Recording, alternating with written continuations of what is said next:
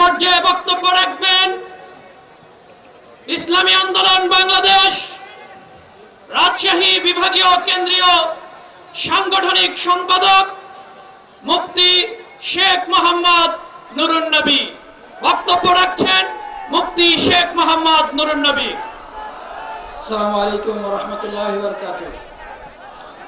আট দল কর্তৃক আয়োজিত আজকের এই বিভাগীয় সমাবেশের সভাপতি, প্রধান অতিথি সহ নেতৃবৃন্দ, আপনাদের হৃদয়ের আকুতি, বাংলাদেশের জনগণের হৃদয়ের আকুতি হলো জাতীয় নির্বাচনের আগে গণভোট। কথা ঠিক কিনা বন্ধুরা আমার?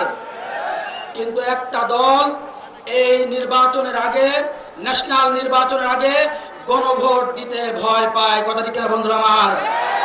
শুধু তাই নয়, তারা যেভাবে গণভোট দিতে ভয় পায়, ঠিক একইভাবে উচ্চ কক্ষ এবং নিম্ন কক্ষ উভয় কক্ষে প্রিয়ার দিতেও তারা ভয় পায়।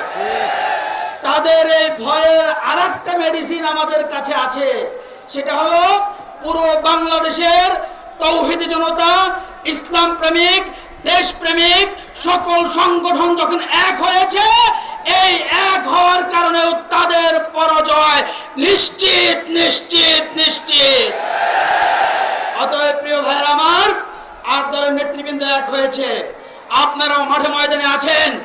আপনাদেরকে এখন প্রত্যেকটা পাড়ায় মহল্লায়, প্রত্যেকটা ওয়ার্ডে ওয়ার্ডে, প্রত্যেকটা গ্রামে গ্রামে এই আট দল সহ স্থানীয় যত নেতৃবৃন্দ আছে তাদেরকে নিয়ে দুর্বার আন্দোলন এবং সংগ্রাম করে তুলতে হবে।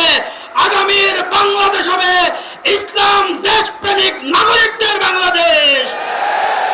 ইসলাম দেশপ্রেমিক নাগরিকদের বাংলাদেশ গড়ে তোলার জন্য আপনারা কি ঐক্যবদ্ধভাবে পাড়ায় পাড়ায়, মহল্লায় মহল্লায় দুর্গ গড়ে তোলার জন্য তৈরি আছেন তো ইনশাআল্লাহ? আল্লাহ পাক তৌফিক দান করেন। নাসরুম মিনাল্লাহি ওয়া ফাতহুন করিব।